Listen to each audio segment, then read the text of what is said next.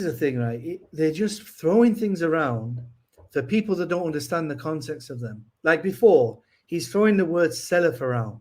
Now, if you ask any Muslim, what do you mean by salaf? They talk about the first three generations. But Ibn Kathir is speaking about the past 700 years of generations. It has a context to what he's saying, right?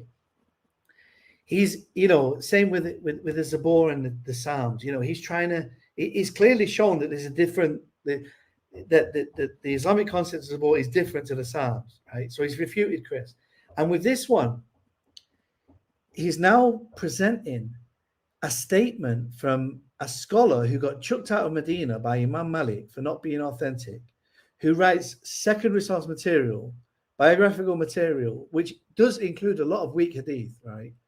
Even though, mashallah, he did a good job. But even that, Ibn Ishaq doesn't say the wrong thing. Now, I don't agree with Ibn Ishaq on this point. Ibn Ishaq is trying to use the comforter point. The point saying this is Muhammad in the Bible about the comforter to come, right? Partly. This is the first time in Islamic literature that I found where the Bible has actually been quoted directly.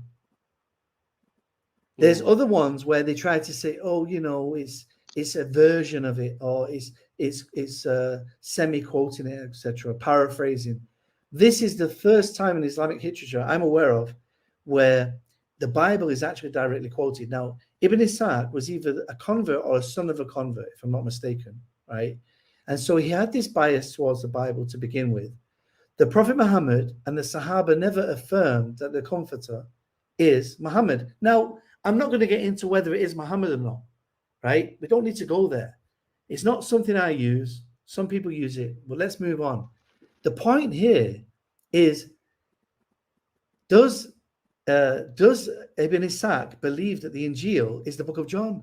Clearly not. This is the claim made by him. And look for, he says, among the things which have reached me about what Jesus son of Mary stated in the Injeel, again, they've translated as gospel, because that's an obvious thing. When would Ibn Ishaq, writing in Arabic, ever use the word gospel? I don't even think the word gospel had been coined in English at that time. I don't think, when was the English translation of the Quran first written? 1500s or something. SubhanAllah, I don't think the word gospel was even invented then. So the fact is, what was stated in Injeel, which he received from God. Listen, Ibn Ishaq says, among the things which have reached me about what Jesus, son of Mary, stated in the Injeel, which he received from God for the followers of the Injeel.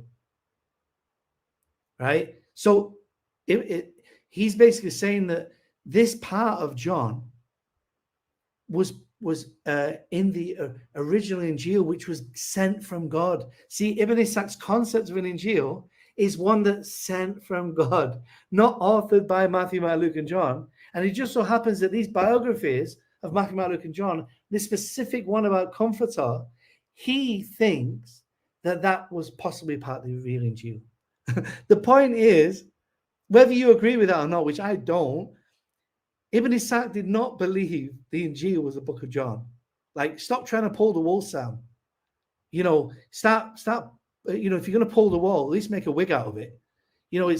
It's just constantly pulling the wool over people's eyes. Now, people took these three evidences as dalil, that he's refuted John. He brought something from the Torah, he brought something from the Zabur, and he brought something from the Injeel. And it's a complete joke. Now, this whole presentation has just been about Sam refuting Chris. That's it. We've not even presented our evidences yet. We have so much more to speak about. We don't need to go there today. Today, we're just merely showing how Sam himself knows that the Islamic concept of Torah's born Injeel is not the Bible. And Chris also gives an example, by the way. So Chris, in his presentation, which we didn't get a chance to go through, he shows two hadith. There's a famous hadith where the Jews come to the Prophet ﷺ for judgment. And they ask the Prophet ﷺ, judge for us. Now, the Jews are being tricky because the punishment for zina in Judaism is death. Whereas in Islam, if you're not married, it's not death. Okay? So the Jews wanted a lesser punishment, but Allah told the Prophet, so judge them by the Torah in Medina. Okay? Not the Bible, the Torah in Medina. What's my evidence? I'll show you. The first thing is, in the Hadith, it says the Prophet takes the Torah in Medina and he puts it on a cushion and says, I believe in this and the one who revealed this. That's evidence one. Now they open the Torah and he says, read from it. And the Jews cover it. And Abdullah bin Salam says, it says in the Torah that the punishment is stoning. Now Sam and everyone will say, see, it says that in the Old Testament, which it does. But the one in Medina had more information. It said you need 4 witnesses and you need to see the eyeliner go in the eyeliner pot. It's a modest way of saying. Yeah, you don't need to say that. The deed. You don't need to say that. It's a modest way of saying.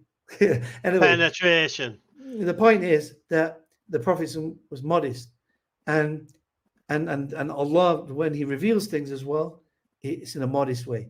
But the point is, the Torah in Medina says you need 4 witnesses, and you need to see the eyeliner go in the eyeliner pot. That's not in the Torah in Medina. Sorry, that's not in the Old Testament or the Bible. That's in the Torah in Medina. So the point is, Chris himself proved indirectly, if he would have read the hadith that he quoted properly, that there's a separate Torah in Medina. Sam's clearly shown it in his blog, which he skipped past in the live. He didn't want to go there in the live, right? He skipped past that part in the blog because it didn't fit his narrative. He tries to pull the wool. He shows clearly that the Zabur is different to the Psalms, and he tries to pull the wool that Ibn Ishaq believed the Injeel was the book of John. That's just ridiculous. So, these guys, the thing is, if to an untrained eye, to someone who's not familiar with the rhetoric, these guys, their speech is like magic, bro. And they will have you think that they presented evidence, but in reality, they've not presented nothing.